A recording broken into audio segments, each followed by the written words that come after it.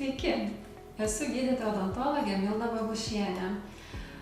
Ką tik su klinikos komanda grįžome iš Šveicarijos, iš Swiss BioHealth Solutions klinikos, kur giliname žinias apie biologinę odontologiją.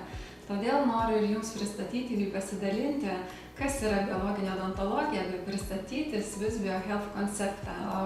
Jau JAV Loma Linda universitete atliktų tyrimų dėka žinome, kad kariesas, dantų ėduonis, nėra vietinis susirgimas, tai yra sisteminė liga. Ir jos sukėlimo priežastys yra panašios kaip ir kitų lėtinių neinfekcinių ligų, tokių kaip vėžys, Alzheimeris, cukrinis diabetas, aterosklerozė. Odontologijoje vietiniai veiksniai yra labai svarbus, bet pagrindinis etiologinis faktorius yra lėtinis stresas. Lėtinis stresas sutrikdo mūsų simpatinės ir parasimpatinės nervų sistemos balansą, ko pasekoje sutrinka mūsų imuninė sistema, sutrinka mūsų endokrininės sistemos veikla ir mes turime organizme būklę, kuri yra vadinama lėtiniu uždegimu. Dar tai yra vadinama silent inflammation.